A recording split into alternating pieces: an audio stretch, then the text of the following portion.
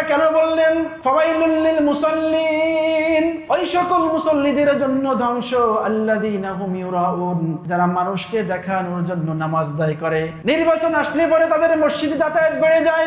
যখন ছেলে মেয়ে বিবাহ দেওয়ার উপযুক্ত হয়, তখন যাতে মানুষ বলতে না পারে ওই ফ্যামিলি বেনামাজি, তখন বাবা মা নামাজ পড়া শুরু করে। আবার যখন মাঝে মধ্যে কোথাও কোনো চাকরির অফার আসে, তখন আল্লাহর কাছে গিয়ে নামাজে দোয়া করে।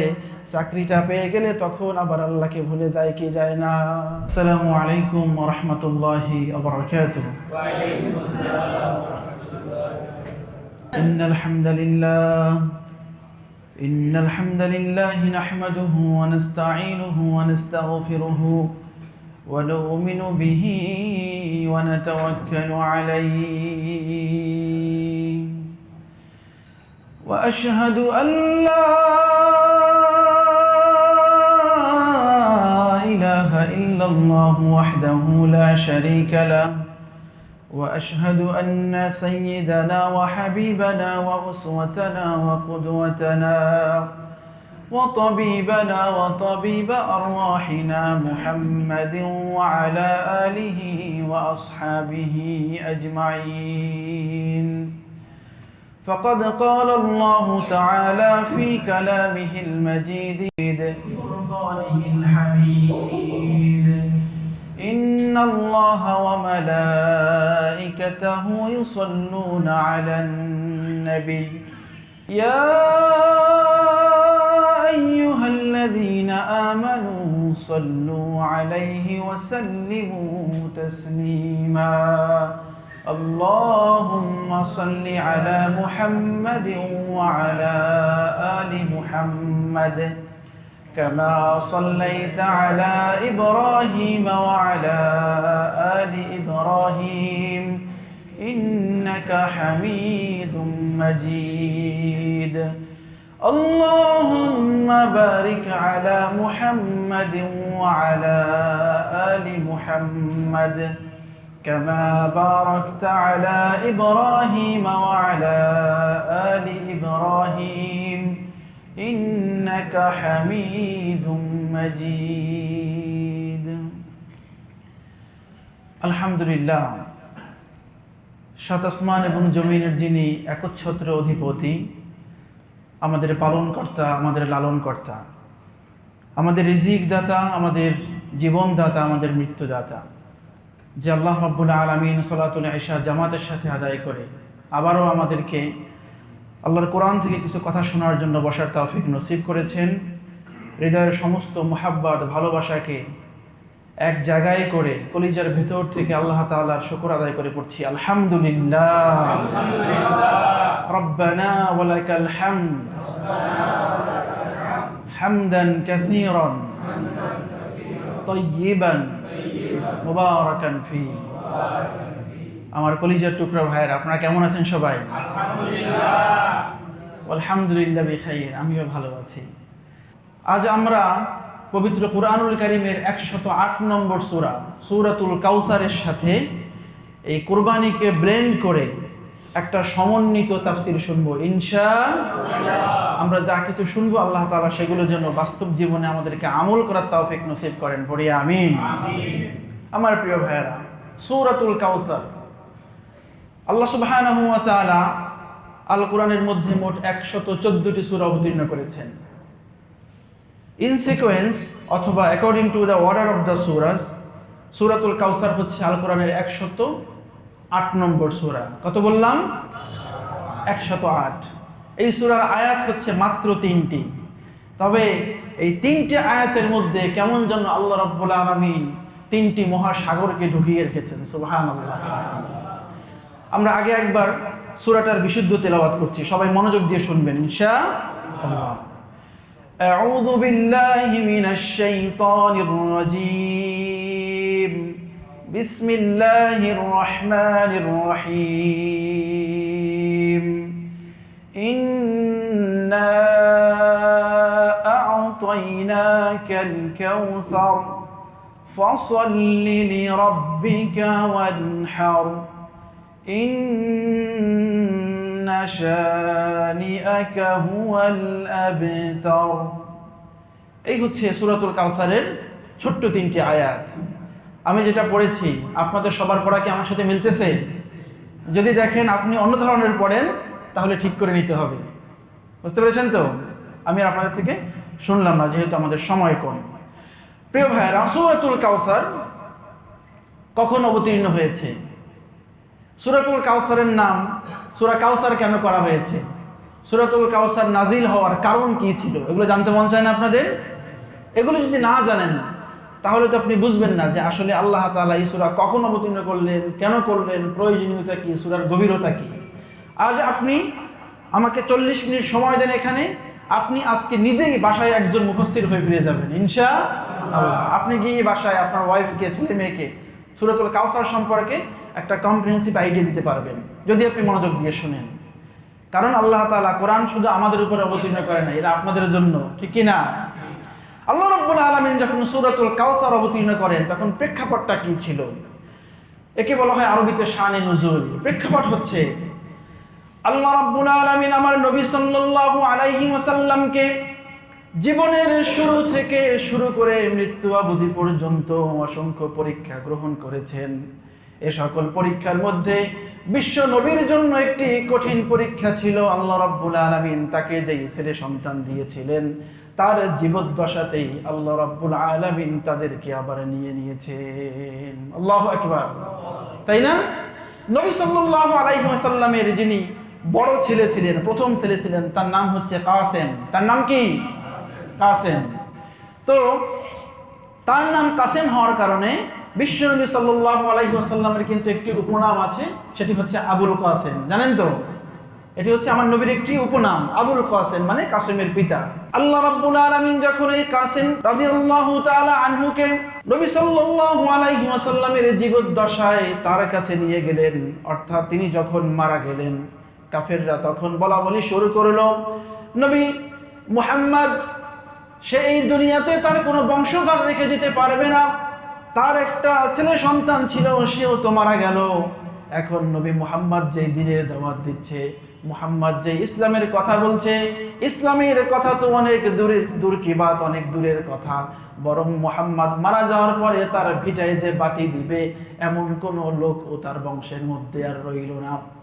এই কথা বলে কাফিররা উল্লাস শুরু করলো, আনন্দ করতে থাকলো।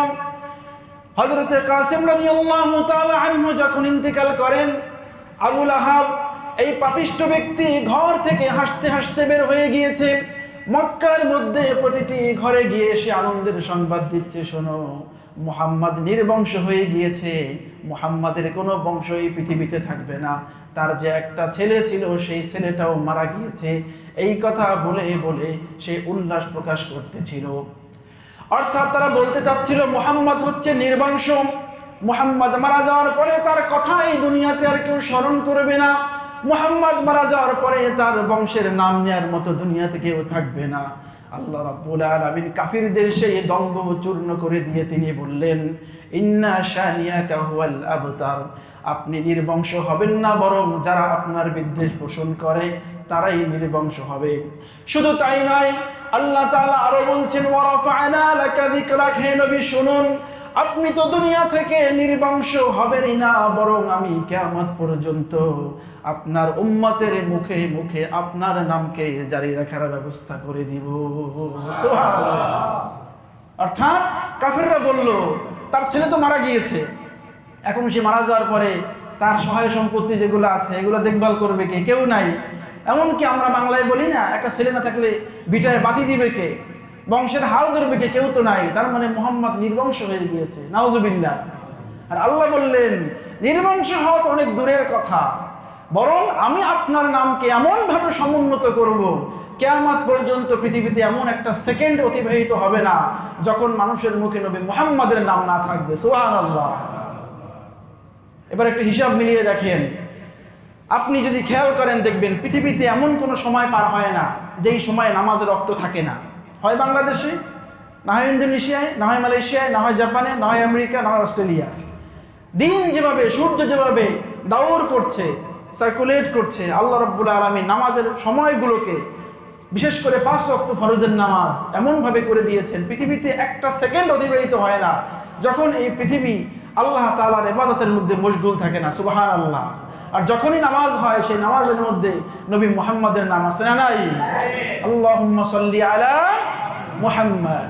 আনতা নূরুল্লাহি ফাজরান জিতা বা'দাল উসরি ইউসরান রব্বুনা আলাকা কদরান ইয়া ইমামাল আম্বিয়াই আনতা ফিল বিজদানি হাইয়ুন আনতা লিল আইনাইনি দাইয়ুন আনতা ইনদাল হাবিরিয়ুন أنت هاد وصفي يا حبيبي يا محمد يا نبي سلام عليك يا رسول سلام عليك يا حبيب سلام عليك صلوات الله عليك يا نبي سلام عليك يا رسول سلام عليك يا حبيب سلام عليك صلوات الله عليك পড়ি আমিন। সুতরাং এমন কোন মুহূর্ত নাই যে মুহূর্তে পৃথিবীতে নবী মুহাম্মাদের নাম উচ্চারিত হয় না, ঠিক কিনা? আল্লাহ তাআলা এই প্রেক্ষাপটকে কেন্দ্র করে এই সূরাতুল কাউসার নাজিল করেছেন। এবার আমরা জানি সূরাতুল কাউসার কিভাবে নামকরণ করা হয়েছে। খুবই সহজ। আল কোরআনের একটি মূলনীতি আছে, প্রিন্সিপাল আছে, সেটি হচ্ছে আল ইবরাতু বিউমুমিল লফজ লা বিখুসুসিস সাবাব। কেমন? অর্থাৎ আল্লাহ রাব্বুল আলামিন আল কোরআনের যখন নামকরণ করেন, কোন আয়াতের যখন শিক্ষার ব্যাপার আসে, এর মৌলিক দিকের মধ্যে একটা অন্যতম দিক হচ্ছে আল্লাহ তাআলা ওই সূরার মধ্যে ব্যবহৃত কোনো শব্দকে কেন্দ্র করে সূরার নামকরণ করেন। সুবহানাল্লাহ। যেহেতু এই সূরার মধ্যে ইন্না আ'তাইনাকাল কাউসার শব্দটি এসেছে, এই কাউসার শব্দের যে ব্যাখ্যা বিশ্লেষণ, এই কাউসার শব্দের যে অর্থ উদ্দেশ্য, এগুলোকে লক্ষ্য রেখে আল্লাহ রাব্বুল আলামিন এবং তার রাসূল স্বয়ং এই সূরার নাম রেখেছেন সূরাতুল কাউসার। সুবহানাল্লাহি বিহামদিহি। এবার হচ্ছে সূরাতুল কাউসার কখন নাজিল হয়েছে বুঝাই যায়। এই সূরা নাজিল হয়েছে যখন রাসূল আকরাম সাল্লাল্লাহু আলাইহি ওয়াসাল্লাম তিনি মক্কায় অবস্থান করছিলেন। যদিও ছোট্ট একটু ইখতিলাফ আছে, কেউ কেউ বলছেন সূরাটি মনে হয় মদিনায় অবতীর্ণ হয়েছে, তবে এই মতটি দুর্বল।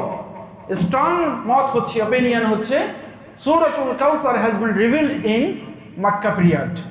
রাসূল করিম সাল্লাল্লাহু আলাইহি ওয়াসাল্লাম তিনি যখন মক্কায় বসবাস করছেন, তখন আল্লাহ রাব্বুল আলামিন এই 3 আয়াতের ছোট্ট সূরাটি তার নবীর উপরে অবতীর্ণ করেন। সুবহানাল্লাহি বিহামদিহি। প্রিয় ভাই, এবার সরল অনুবাদটা একটু শুনেন। কি বলছেন আল্লাহ তাআলা? ইন্না, নিশ্চয়ই আমরা, আ'তাইনাকা আল কাউসার, নিশ্চয়ই আমরা আ'তাইনাকা, আপনাকে দান করলাম, আল কাউসার অর্থাৎ কাউসার। কাউসার কি জিনিস সেটা ব্যাখ্যায় বলবো। ফাসাল্লি লিরাব্বিকা ওয়ানহার, সুতরাং আপনি আপনার রবের প্রতি সালাত আদায় করুন, নামাজ আদায় করুন। ওয়ানহার, এবং আপনি নহর করুন। এই নহরের আবার ব্যাখ্যা আছে, তবে সব থেকে গ্রহণযোগ্য ব্যাখ্যা হচ্ছে আপনি কুরবানি করুন। কি করুন? কুরবানি করুন। ভার্স নাম্বার 3, ইন্না শানিআকা হুয়াল আবতার, ইন্না, নিশ্চয়ই, শানিআকা, আপনার বিদ্বেষ পোষণকারীরা, হুয়াল আবতার, তারাই হচ্ছে আলটিমেটলি প্রকৃত নির্বংশ। সুবহানাল্লাহ। আল্লাহর নবীকে যারা নির্বংশ বানাতে চায় তারাই হচ্ছে প্রকৃতপক্ষে নির্বংশ। প্রিয় ভাইয়েরা, আপনাদের কাছে কোশ্চেন, আল্লাহ তাআলা এই সূরার শুরুতে যে বললেন ইন্না আ'তাইনাকাল কাউসার, আমরা আপনাকে কাউসার দান করেছি, আল্লাহ কেন আমরা বলেছেন? আল্লাহ কয়জন? এটা কিন্তু যারা মুশরিক তারা কিন্তু মাঝে মধ্যে যুক্তি দেয়, এগুলো খুব লেম লজিক। কেমন? একদম অসার যুক্তি। তারা বলে যে আমরা অনেক মূর্তির পূজা করি, তোমরা এটাকে নিন্দা করো, তোমাদের আল্লাহ তো বলছে যে আমরা, তার মানে আল্লাহ কিন্তু অনেকজন, তোমাদের কোরআনের মধ্যে আছে। দলিল দেয় কিন্তু আপনার কোরআন থেকে যে আল্লাহ অনেকজন। কোরআনের মধ্যে তাকালেও তো দেখা যায়, ডক্টর জাকির নায়েককে যিনি চ্যালেঞ্জ করেছিল আল কোরআনের মধ্যে 37টা ভুল আছে, সেই ব্যক্তি কিন্তু বলেছিল যে কোরআনের মধ্যে বিভিন্ন জায়গায় বহু বচন আছে। আর অপরদিকে কোরআন আবার বলছে কুল হুয়াল্লাহু আহাদ, আল্লাহ একজন। আবার আল্লাহ এখানে বলতেছে আমরা আপনাকে কাউসার দান করেছি, তার মানে কোরআনের মধ্যে বৈপরীত্য আছে, 2 ধরনের কথা আছে। নাউজুবিল্লাহ। এটা বলে সে বলতে চেয়েছিল কোরআনের মধ্যে ভুল আছে, অথচ এটা বলতে এসে তো সে নিজেই ভুলের সাগরে হাবুডুবু খেয়েছে, তাই না? এনিওয়ে, আল্লাহ তাআলা কেন বললেন আমরা? বলেন তো, ভুল হলে অসুবিধা নাই, বলেন আল্লাহ আমরা কেন বললেন? যারা ইংরেজি সাহিত্য নিয়ে পড়াশোনা করেছেন আপনারা হয়তো জানবেন, ইংরেজিতে প্রোনাউনের ক্ষেত্রে উই যখন বলা হয়, এই উই এর কয়েকটা ভার্সন আছে। এর মধ্যে একটা হচ্ছে the royal we, royal we বলা হয়, অর্থাৎ মাঝে মধ্যে আমির জায়গায় আমরা ব্যবহার করা হয়। আচ্ছা বলেন তো, আরো প্র্যাকটিক্যাল উদাহরণ নেন। বাংলাদেশের প্রধানমন্ত্রী যখন কোনো ভাষণ দেন, তখন ভাষণের মধ্যে তিনি বলেন, দেখবেন যে আমরা উদ্যোগ গ্রহণ করেছি, অচিরেই এই প্রকল্পটা সম্পন্ন করব। প্রধানমন্ত্রী কয়জন? তাহলে আমরা কেন বলে? রাইট, আমরা বলা মানে হচ্ছে তিনি একা না, তিনি তার পুরো টিমকে বুঝাচ্ছেন, তাই না? প্রধান তিনি, কিন্তু তার আরো মন্ত্রী পরিষদ, এরপরে হচ্ছে তার পার্লামেন্ট পরিষদ সহ তার অন্যান্য আরো ক্যাবিনেট মেম্বাররা আছে না, তিনি আমরা বলার দরুন মূলত নিজেকে সহ তার পুরো টিমকে, তার যে পুরো পর্ষদ, এটাকে মিন করে থাকেন। এজন্য আরবিতেও এই যে ইন্না, অর্থাৎ আল্লাহ যখন আমির জায়গায় আমরা বলছেন, নাম্বার ওয়ান এর মিনিং হচ্ছে এখানে আল্লাহ তাআলা রয়্যাল উই ব্যবহার করেছেন, সম্মানবাচক আমরা, এটা বলে তিনি নিজেকে সম্বোধন করেছেন। আর দ্বিতীয় হচ্ছে আল্লাহ তাআলা যখন বলছেন আমরা, এর মানে হচ্ছে আল্লাহ তাআলা যখন কোনো কাজ করছেন, এই কাজের সাথে ফেরেশতা জিবরাইলের সমর্থন আছে, এই কাজের সাথে মালাকুল মাউতের সমর্থন আছে, এই কাজের সাথে ইসরাফিলের সমর্থন আছে, এই কাজের সাথে মিকাইলের সমর্থন আছে। শুধু তাই নয়, এই কাজের সাথে আসমানের সকল ফেরেশতাদের সমর্থন আছে, বরং এই কাজের সাথে সকল সৃষ্টি, সকল মাখলুকাতের একচ্ছত্র সমর্থন রয়েছে। সুবহানাল্লাহ। তার মানে আল্লাহ যখন বলছেন আমি আমার নবীকে কাউসার দিয়েছি, পৃথিবীর কোনো শক্তি, কোনো মাখলুকাত আল্লাহর এই সিদ্ধান্তের বিরোধিতা করে নাই, বরং তারা সবাই প্রকারান্তরে আল্লাহ তাআলার পক্ষে দাঁড়িয়েছে। সুবহানাল্লাহ। বিপক্ষে গেছে একমাত্র আবু জাহেল আর আবু লাহাব। বুঝতে পেরেছেন? বাকি সবাই হচ্ছে আল্লাহ তাআলার পক্ষে। এজন্য আল্লাহ আমরা বলে মূলত তার পুরো সৃষ্টিকুলকে তিনি তার পক্ষে নিয়ে কথা বলেন। বুঝা গিয়েছে? আল্লাহ তাআলা বলছেন ইন্না আ'তাইনাকাল কাউসার ফাসাল্লি লিরাব্বিকা ওয়ানহার। আল্লাহ বলছেন, হে নবী, ইন্না, নিশ্চয় আমি, আ'তাইনাকা, আপনাকে দান করেছি, আল কাউসার, তার মানে হচ্ছে কাউসার। এবার যদি আপনি শুনেন এই কাউসার কি, নবী সাল্লাল্লাহু আলাইহি ওয়াসাল্লাম বলছেন, কাল কিয়ামতের ময়দানে মানুষের যখন বিচার হবে, মানুষ যখন হাসরের ময়দানে থাকবে, মানুষের মাথার উপরে যখন সূর্যটা নেমে আসবে, আর এই সূর্যের তাপে পায়ের নিচের মাটি যখন তামার মতো অঙ্গার হয়ে যাবে, মানুষ যখন পিপাসায় ছটফট করতে থাকবে, এক ফোঁটা পানির জন্য মানুষ যখন হয়রান হয়ে যাবে, পানি তো কোথাও পাওয়া যাবে না, বরং যখন হাসরের ময়দানটা রোদের তাপে ফেটে চৌচির হয়ে যাবে, সেই মুহূর্তে আল্লাহ রাব্বুল আলামিন উম্মতে মুহাম্মাদের মধ্যে বাছাইকৃত কিছু বান্দাকে পানির তৃষ্ণা নিবারণ করার জন্য রাসূল আকরাম সাল্লাল্লাহু আলাইহি ওয়াসাল্লামকে যেই সুপ্রিয় পানির ঝর্ণা দ্বারা দান করবেন, সেই ঝর্ণার নাম হচ্ছে আল কাউসার। সুবহানাল্লাহ।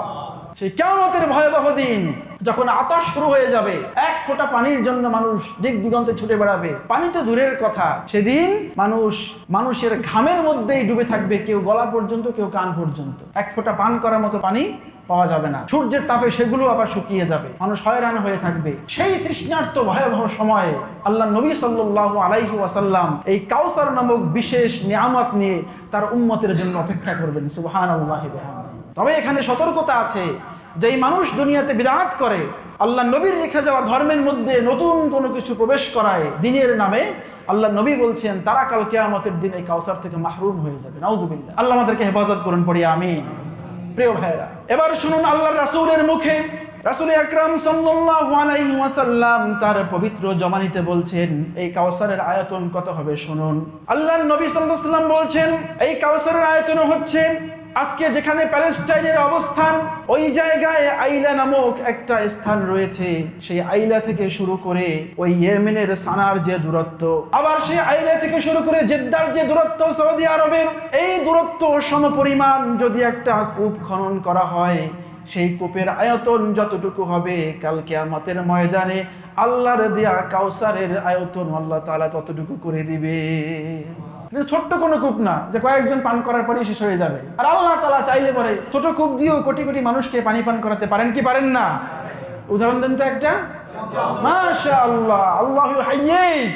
এই তো জমজম, একটা কূপ, এমন ভাবে পানি ওঠা শুরু হয়েছে, তাফসীরের মধ্যে এসেছে সেদিন যদি আম্মা জান হাজার অথবা হাজরা রাদিয়াল্লাহু তাআলা আনহা, তিনি যদি সেখানে বাদ না দিতেন, জমজম থেকে এমন ভাবে পানি বের হওয়া শুরু হয়েছিল, হয়তো পুরো পৃথিবী এক জমজমের পানিতে প্লাবিত হয়ে যেত। সুবহানাল্লাহি বিহামদিহি। অথচ সেখানে কিন্তু এক ফোঁটা পানির জন্য তিনি 7 বার দৌড়িয়েছেন, তাই না?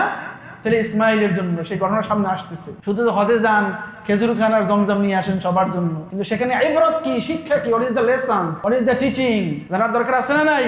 অনহারের মধ্যে বলবো ইনশাআল্লাহ। আল্লাহ তাআলা বলছেন, হে নবী, আমি আপনাকে কাউসার দান করেছি, কাল কিয়ামতের দিন উম্মত যখন পিপাসায় ছটফট করতে থাকবে, এক ফোঁটা পানির জন্য যখন দৌড়াবে, আমার বিশ্ব নবী সেদিন বলবেন, ও আমার উম্মতেরা, তোমরা যারা পিপাসার্থ আছো, এদিকে সেদিকে ছটফট করার দরকার নাই, তোমরা আমার কাছে চলে আসো, আমি তোমাদের জন্য কাউসার নিয়ে অপেক্ষা করতেছি। সুবহানাল্লাহ। এবার শুনুন কাউসারের সেই পানি কেমন মিষ্ট হবে। আল্লাহর নবী সাল্লাল্লাহু আলাইহি ওয়াসাল্লাম নিজের মুখের মধ্যে বলছেন, তিনি তার নিজ জবানের মধ্যে বলছেন, কাউসারের মধ্যে রব্বুল আলামিন যে পানি রাখবেন, সেই পানির রং হবে দেখতে তোমাদের দুনিয়ার এই দুধের চাইতেও সাদা। সুবহানাল্লাহ। সেই পানির রং হবে এই দুনিয়ার দুধের চেয়েও সাদা। আবার সেই পানির যেই মিষ্টতা, সেই মিষ্টতা হবে মধুর চেয়েও মিষ্টি। আবার যেহেতু হাসরের ময়দানে কঠিন গরম থাকবে, সেই পানির আর্দ্রতা হবে বরফের চেয়েও শীতল, যা পান করার সাথে সাথে কলিজা পর্যন্ত ঠান্ডা হয়ে যাবে। এই 3 গুণ দিয়ে আল্লাহ রাব্বুল আলামিন সেই কাউসারের পানিকে তৈরি করেছেন। যেই পানির মিষ্টতা হবে মধুর চেয়ে বেশি, যেই পানির আর্দ্রতা হবে বরফের চেয়েও শীতল, তবে ওটা খেলে পরে আবার জমে যাবেন না আপনি, শীতল। আবার যেই পানির কালার হবে, দুনিয়ায় আমরা যে দুধ পান করি এই দুধের চেয়েও শুভ্র। সুবহানাল্লাহি বিহামদিহি। এরপরে যখন অনেক উম্মত একসাথে মিলে পানি পান করার জন্য যাবে, আল্লাহ রাব্বুল আলামিনের তো তখন গ্লাসের শর্ট পড়বে নাকি। আল্লাহর নবী সাল্লাল্লাহু আলাইহি ওয়াসাল্লাম বলছেন, উম্মতে মুহাম্মাদীকে পানি পান করানোর জন্য, উম্মতে মুহাম্মাদীকে হাউজে কাউসার পান করানোর জন্য আকাশের মধ্যে যেই পরিমাণ তারকা আছে, আল্লাহ তাআলা এর চেয়েও বেশি পেয়ালা কাউসারের চারপাশে সাজিয়ে রেখে দিবে।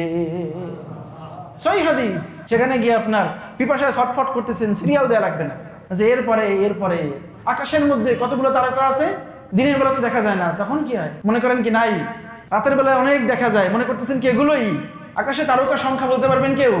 রাতের বেলায় হয়তো অনেকে আপনারা আকাশে তারকা গুনার চেষ্টা করেন, কিন্তু গুণে শেষ করা যায় না, তাই না?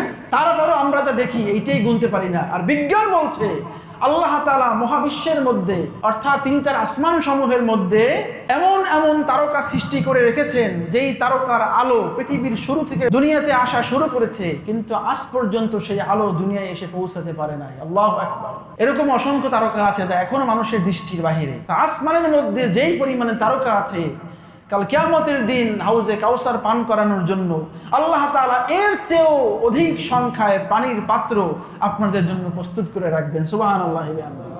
আল্লাহ তাআলা আমাদেরকে সেদিন হাউজে কাউসারের সেই পানির পেয়ালার একজন অধিবাসী হওয়ার তৌফিক দান করুন। পড়ি আল্লাহুম্মা আমিন। তুমি দিও হাউজে কাউসারের পাশে স্থান, দিও তুমি শীতল আরশের নিচে সম্মান, প্রিয় রাসূলের প্রিয় উম্মত উতরে যাবে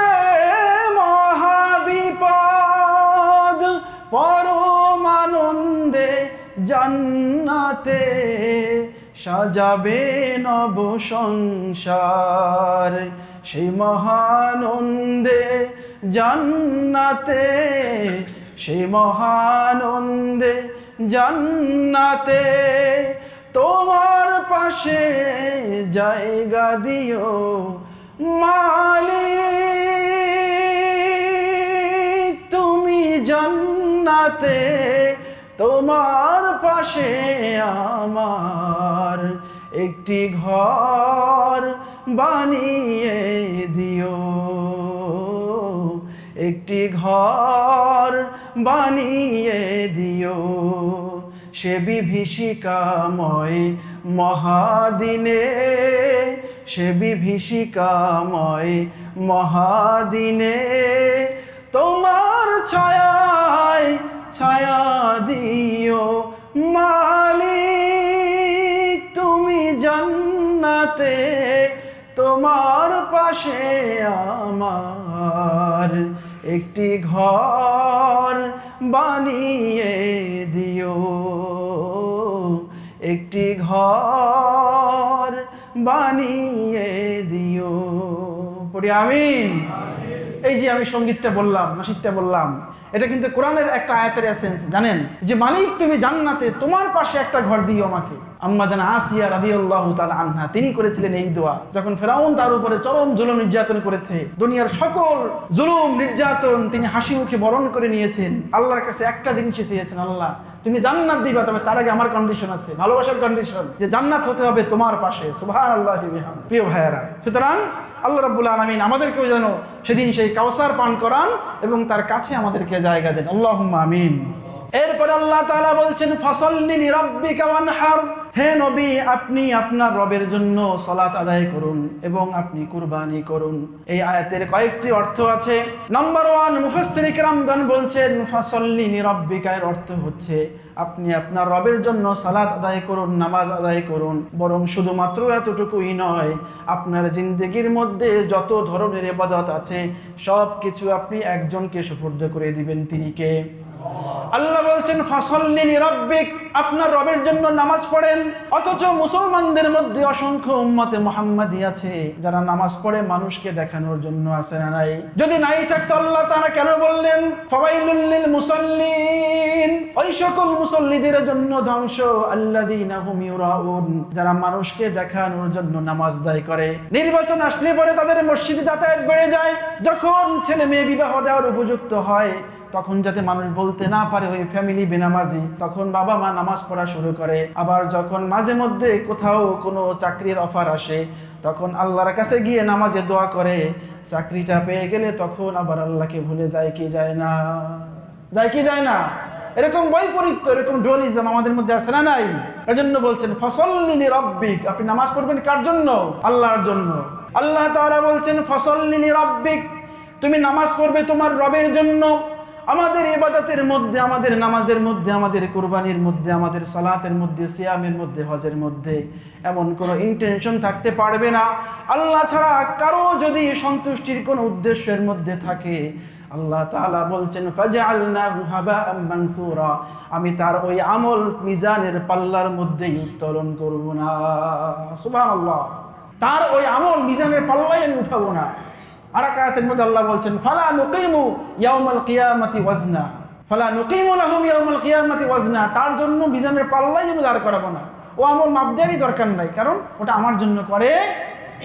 সূরাতুল কাহফের শেষে রব্বুল আলামিন বলছেন ফামান কানা ইয়ারজু লিকা রাব্বিহি ফালইআমাল আমালান সালিহা ওয়া লা ইউশরিক বিইবাদাতি রাব্বিহি আহাদা, তোমাদের মধ্যে যেই ব্যক্তি কাল কিয়ামতের ময়দানে আল্লাহ তাআলার সন্তুষ্টি পেতে চায় সে যেন দুনিয়ার ভালো কাজগুলো আল্লাহর জন্য করে আর তার কাজের মধ্যে কোনো ধরনের যেন শিরকের ছিটে ফোঁটাও না থাকে। কে বলেছেন? আল্লাহ। এর জন্য কাজ হতে হবে আল্লাহর জন্য। ফাসাল্লি লিরাব্বিক, এরপরে হচ্ছে ওয়ানহার, আপনি নাহর করুন। এই নাহরের কয়েকটা ব্যাখ্যা আছে, কয়েকটা ছোট্ট ছোট্ট ইখতিলাফ আছে, মতামত আছে। সেগুলো হচ্ছে স্কলাররা বলছেন ওয়ানহারের একটা অর্থ হচ্ছে আমরা যখন নামাজের মধ্যে বাম হাতের উপরে ডান হাত রাখি না, এরকম হাত বাঁধি না, এটাকে ওয়ানহারের একটা ব্যাখ্যা হিসেবে ধরা হয়, এর একটা অর্থ আছে। আবার আমরা যখন নামাজের মধ্যে তাকবীরে তাহরিমা করি এটাকেও শরীয়তের পরিভাষায় ওয়ানহার হিসেবে কোনো কোনো স্কলার বলেছেন। আবার আমরা যখন নামাজের মধ্যে রুকু থেকে উঠে দাঁড়িয়ে রফউল ইয়াদাইন করি এটাকেও শরীয়তের কোনো কোনো মতের পরিভাষায় পাওয়া যায়, এটাও অনহারের একটা পার্ট। অনহারের এই তিনটা ছোট্ট ছোট্ট ব্যাখ্যা আছে, তবে সবচেয়ে নির্ভরযোগ্য এবং অথেন্টিক গ্রহণযোগ্য ব্যাখ্যা হচ্ছে অনহার, that means you slaughter for the sake of আল্লাহ সুবহানাহু ওয়া তাআলা, দ্যাট মিনস আল্লাহ তাআলার জন্য আপনি আপনার সম্পদ, আপনার জীবন, আল্লাহ তাআলা যা চাইবেন তাই আপনি কুরবানি করে দিন। সুবহানাল্লাহি। এবার আসেন এই কুরবানির ইতিহাস। পৃথিবীতে কুরবানির ইতিহাস দুই ভাবে অধ্যয়ন করা যায় বা দুই ভাবে ইতিহাসের মধ্যে পাওয়া যায়। পৃথিবীর সর্বপ্রথম কুরবানি কখন হয়েছে বলেন তো? হাবিল কাবিলের কুরবানি, তাই না? সেখানে বিশাল ঘটনা আছে। ঘটনার এসেন্স হচ্ছে এই, সামারি হচ্ছে এই, আল্লাহ রাব্বুল আলামিন যখন দুনিয়াতে আদম এবং হাওয়া আলাইহিস সালাম তাদেরকে প্রেরণ করলেন তখন তো দুনিয়াতে আর কেউ নাই। তো তাদের হাজবেন্ড এবং ওয়াইফের পবিত্র মিলনের মাধ্যমে প্রতিবার যখন সন্তান হতো তখন আল্লাহ তাআলা যমজ করে সন্তান দান করতেন, একটা ছেলে একটা মেয়ে, এভাবে করে জোড়ায় জোড়ায় সন্তান দান করতেন। এখন পরবর্তীতে পৃথিবীতে বংশধর আসতে হবে, জেনারেশন আসতে হবে, কিভাবে আসবে? আল্লাহ তাআলা বললেন তাহলে প্রথম বছরের যেই এক জোড়া ছেলে মেয়ে হয়েছে, দ্বিতীয়বার যে ছেলে মেয়ে হয়েছে, প্রথমবারের ছেলের সাথে দ্বিতীয়বারের এই মেয়ের বিবাহ হবে, আর দ্বিতীয়বারের এই ছেলের সাথে প্রথমবারের ওই যে মেয়ে হয়েছে, অর্থাৎ এগেইনস্ট যমজ, যেটা যমজ যে হয়েছে তার সাথে বিবাহ হতে পারবে না। প্রথমবারের যমজের ছেলে, দ্বিতীয়বার যমজের মেয়ে। আবার প্রথমবারের যমজের মেয়ে দ্বিতীয়বারের যমজের ছেলে, এভাবে করে আল্লাহ তাআলা তখন পৃথিবীতে বিবাহের একটা সিস্টেম করে দিয়েছেন। কারণ তখন তো পৃথিবীতে আর কোনো মানুষ নাই, যতটুকু দূরত্ব মেনটেন করা যায় আল্লাহ তাআলা সেটা করে দিয়েছেন। কিন্তু আদম আলাইহিস সালামের যে ছোট ছেলে কাবিল, এই কাবিল নামই তো কাবিল। চট্টগ্রামে কিন্তু যারা একটু দুষ্ট মানুষদেরকে কাবিল বলে। কারো বাড়ি চট্টগ্রাম আছে আপনাদের? কেউ যদি খুব বেশি কারোর সাথে দুষ্টুমি করে অথবা কারোর সাথে যদি কোনো কিছু নিয়ে খুব বার্গেনিং করে, তখন বলে ভাই তুই তো মারাত্মক কাবিল আসুস, কাবিল বলে আর কি, বুঝছেন? মানে কাবিল শব্দটাই কিন্তু নেগেটিভ হয়ে গিয়েছে এখন। যেমন এই যে যারা আল্লাহ নবীকে বলেছে যে তুমি নির্বংশ হয়ে যাবে, তারাই তো পৃথিবী থেকে নির্বংশ হয়ে গিয়েছে, তাই না? যেমন আবু জেহেল, আবু লাহাব। আল্লাহ এখন দুনিয়াতে দেখা যায় আল্লাহ তাআলা তাদেরকে এমনভাবে লাঞ্ছিত করেছেন, নির্বংশ করেছেন, দুনিয়াতে তাদের বংশধর থাকলেও স্বীকার করতে চায় না, তাই না? এখন দেখবেন ইন্ডিয়াতে কিন্তু মির্জাফরের বংশধর আছে, আপনারা জানেন?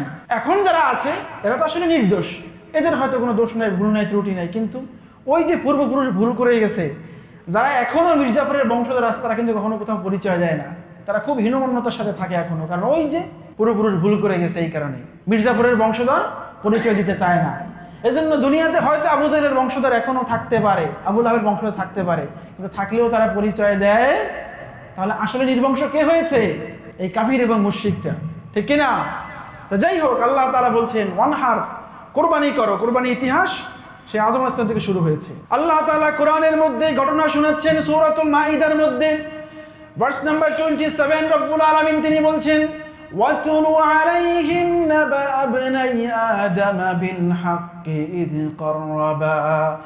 إذ قربا قربانا فتقبل من أحدهما ولم يتقبل من الآخر قال لأقتلنك قال إنما يتقبل الله من المتقين الله أكبر আল্লাহ তাআলা বলছেন, হে নবী, আপনি আপনার উম্মতকে, আপনি দুনিয়ার মানুষকে আদমের সেই সন্তানদের কুরবানির ঘটনা পড়ে শোনান। আল্লাহ তাআলা নিজেই বর্ণনা করছেন ওয়াতলু আলাইহিম নাবা ইবনাই আদম বিল হক। আদমের দুই সন্তান যখন কুরবানি করলো, অর্থাৎ তারা যখন বলল, ওই কাবিল যখন বলল আমি আমার জোড়ায় যেই বোন আছে আমি তাকেই বিবাহ করব, আল্লাহ তাআলার সিস্টেম আমি মেনে নিতে পারবো না। আল্লাহ তাআলা তখন বললেন তাহলে তোমরা দুজনেই কুরবানি করো। আদম আলাইহিস সালাম তার দুই সন্তানকে কুরবানি করার জন্য আদেশ দিলেন। দুই সন্তানকে যখন কুরবানির জন্য আদেশ দিলেন, হযরতে হাবিল তিনি আল্লাহ তাআলার জন্য একটি দুম্বা কুরবানি করলেন।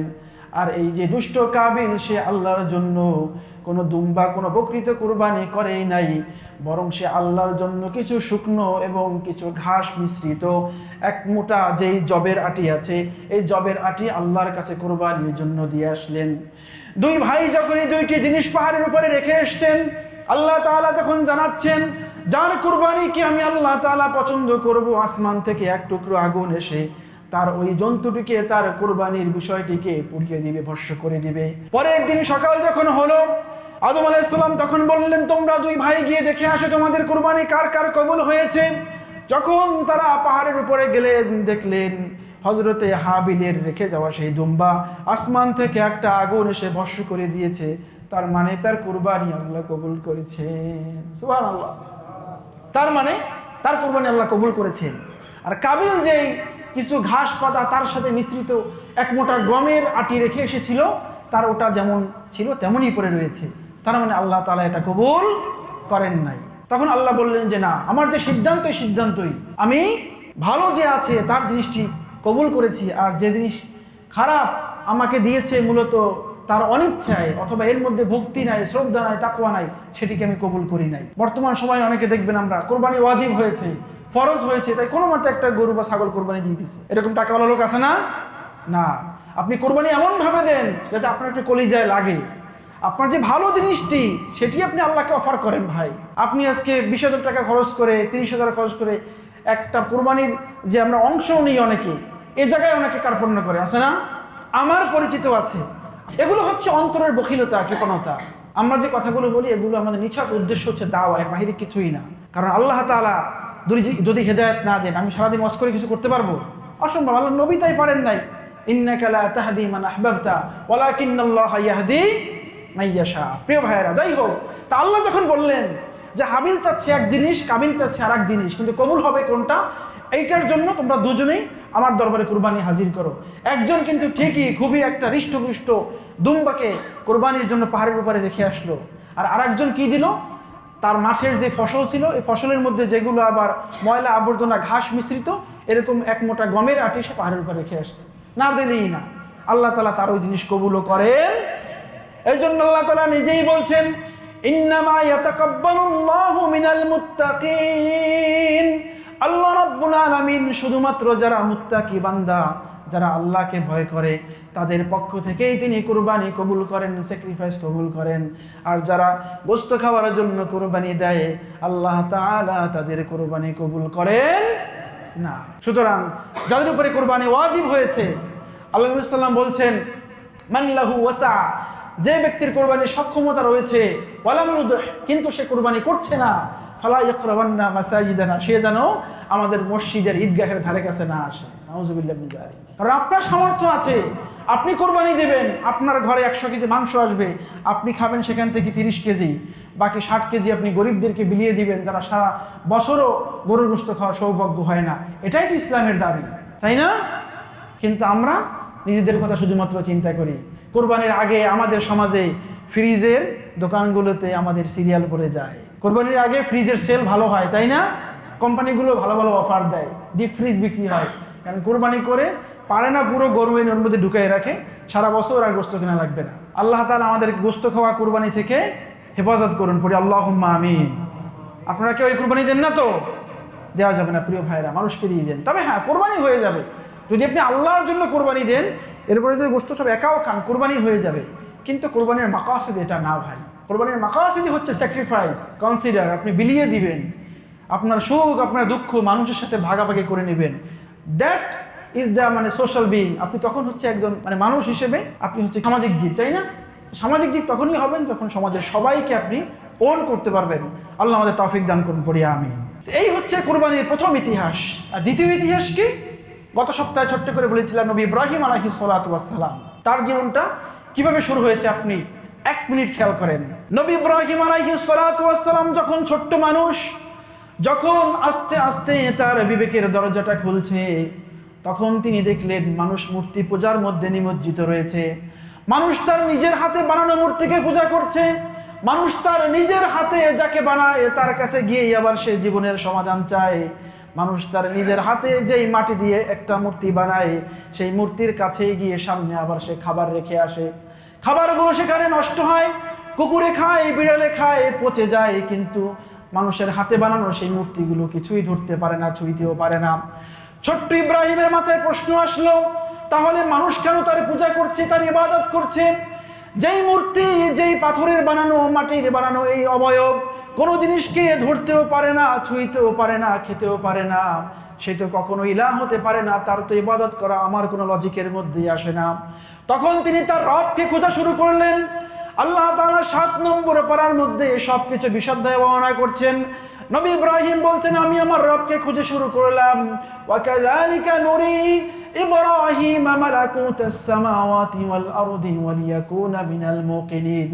ইব্রাহিম আলাইহিস সালাতু ওয়াস সালাম তিনি তার আল্লাহকে খুঁজতে খুঁজতে যখন তিনি দেখলেন রাতের আকাশে একটা বড় তারকা দেখা গিয়েছে, তিনি তখন বললেন, হাযা রাব্বি, আকাশের ওই যে জলজল তারকাটা আছে ওইটাই মনে হয় আমার রব।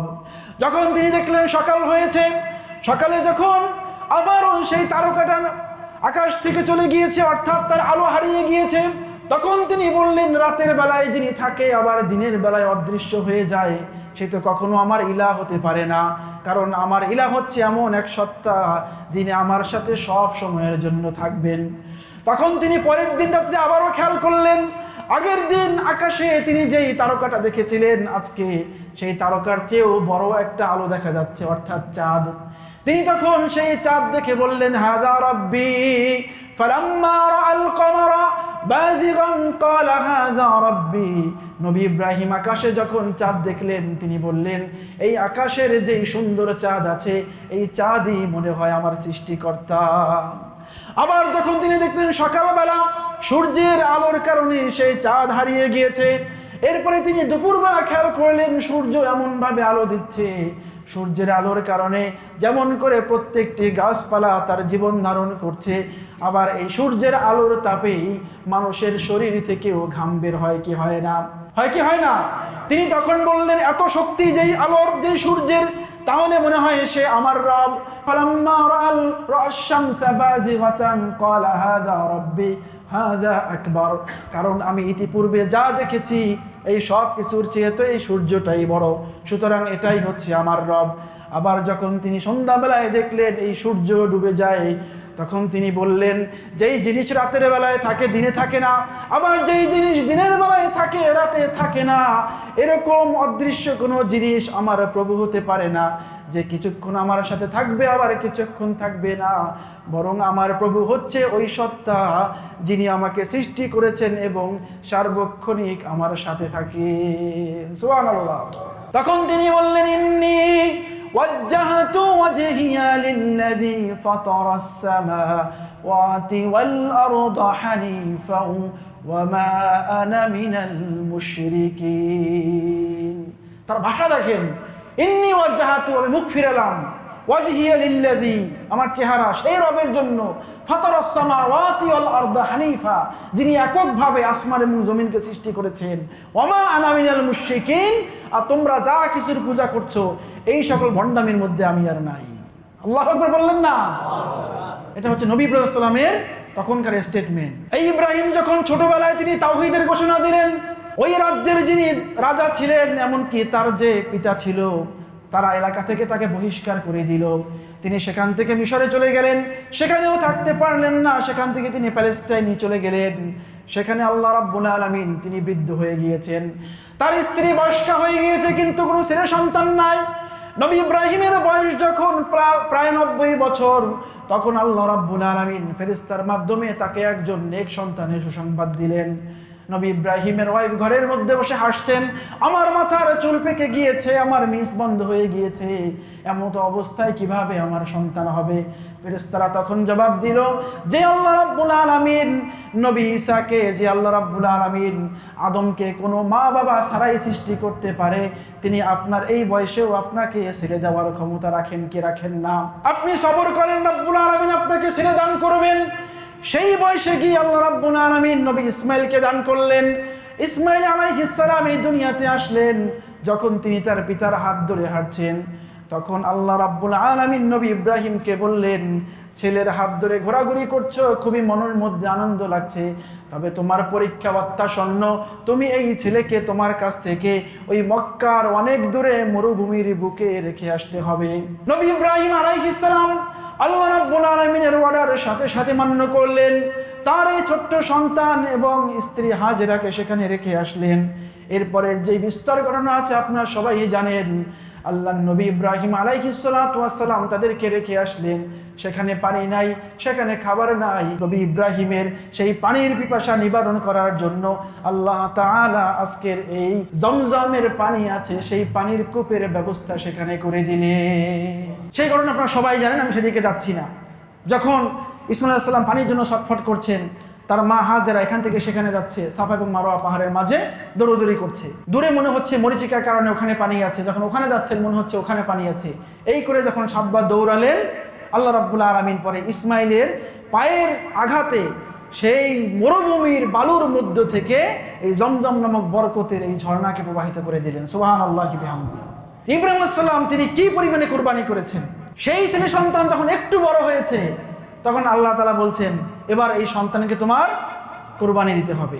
সূরাতুস সাফফাতের 102 নম্বর আয়াতের মধ্যে আল্লাহ তাআলা ঘোষণা দিয়ে বলছেন, ফালাম্মা বালাগা মাহুস সায়া, যখন এই সন্তান ইব্রাহিমের হাত ধরে হাঁটা শুরু করলো, তখন রব্বুল আলামিন বললেন, আমি ইব্রাহিমকে জানালাম, ইন্নী আরা ফিল মানাম, হে আমার সন্তান, আমি স্বপ্নের মধ্যে দেখেছি, আন্নী আযবাহুকা, আমি তোমাকে জবাই করছি। ফানজুর মাযা তারা, হোয়াট ইজ ইউর অপিনিয়ন, তোমার মন্তব্য কি, তোমার ইচ্ছা কি বলো। নবীর ছেলে নবী ইসমাঈল আলাইহিস সালাম তিনি কোনো ধরনের চিন্তা ভাবনা ছাড়াই জবাব দিলেন, ইয়া আবাতি ফাআল মা তুমার সাতাজিদুনি ইনশাআল্লাহু মিনাস সাবিরিন। হে আমার সম্মানিত পিতা, আল্লাহ তাআলা আপনাকে যা অর্ডার করেছেন আপনি বাস্তবায়ন করুন, আপনি আমাকে ধৈর্যশীলদের অন্তর্ভুক্ত হিসেবে পাবেন। সুবহানাল্লাহ। এবং তিনি যখন তাকে নিয়ে যাচ্ছেন কুরবানির জন্য, শয়তান ওয়াসওয়াসা দিচ্ছে, ইসমাইল কই যাও জানো, তোমাকে হত্যা করবে, তোমার আব্বা তোমাকে জবাই করতে নিয়ে যাচ্ছে। তখন শয়তানকে তিনি তাড়িয়ে দেওয়ার জন্য যে পাথর নিক্ষেপ করেছেন, এর জন্য আজকে যখন হাজী সাহেবরা মক্কায় যায় তখন তারা জামরাতে পাথর নিক্ষেপ করে। ইতিহাস খুঁজে পেয়েছেন তো, সব কিন্তু নবী ইব্রাহিম এবং ইসমাইলের সুন্নাহ। নবী ইসমাইল আলাইহিস সালাম তাকে যখন কুরবানির জন্য নিয়ে যাচ্ছে, আমাদের সমাজের মধ্যে অসংখ্য ভুল ইতিহাসও আমরা ছোটবেলায় শুনে এসেছি। আপনারা শুনছেন না যে তাকে দাওয়াত খাওয়ানোর কথা বলে নিয়ে গিয়েছে? সে একজন নবী এরকম মিথ্যা বলতে পারে?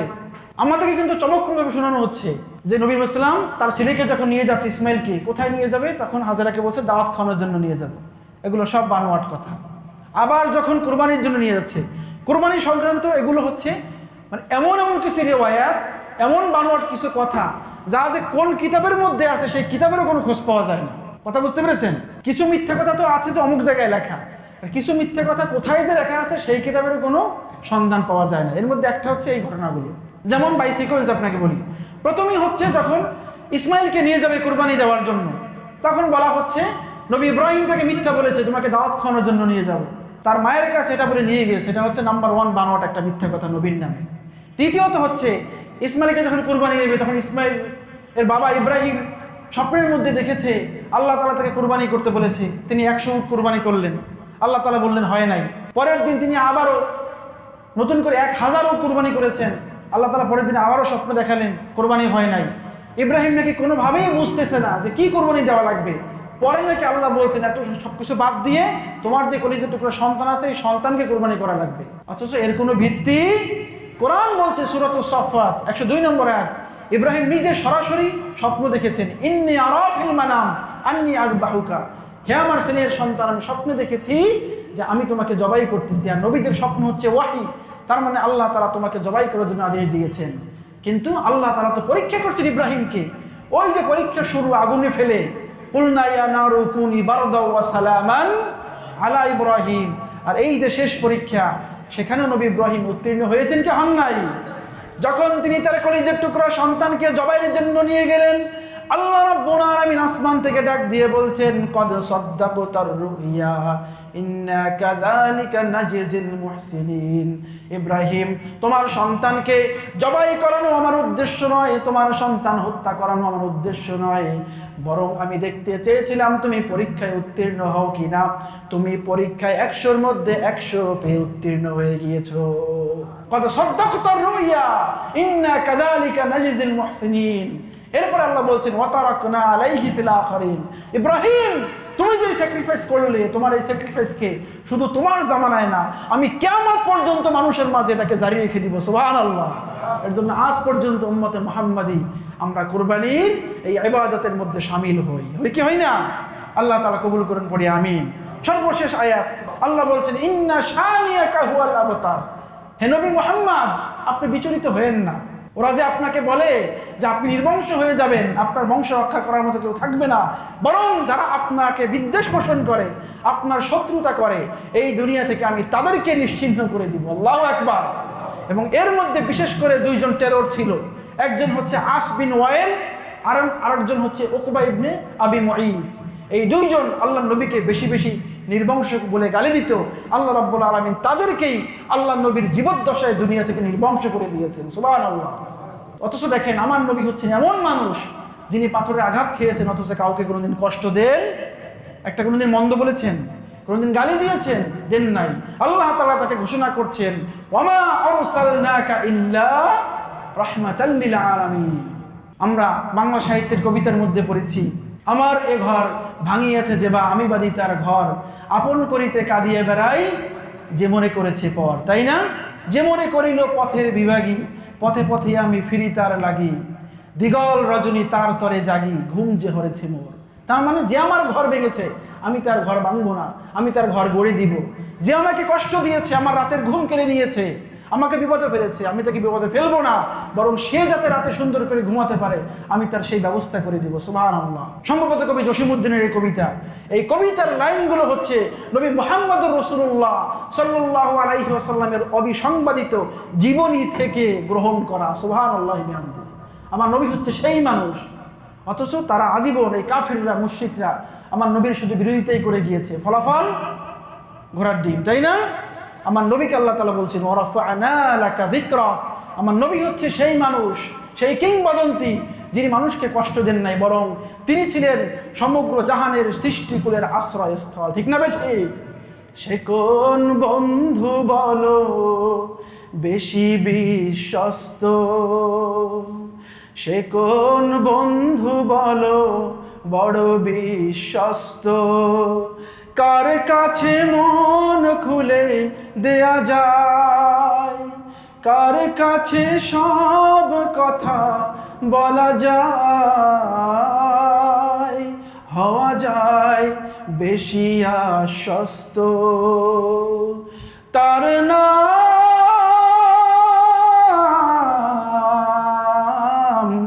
আহমদ, বড় বিশ্বস্ত।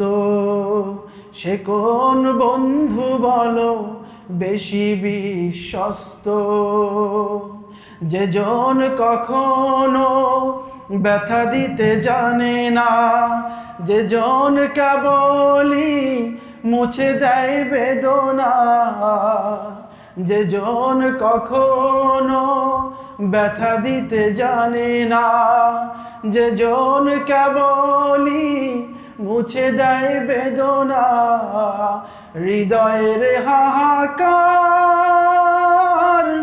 আপন করে নিতে আর কার বুক এত প্রশস্ত। তার নাম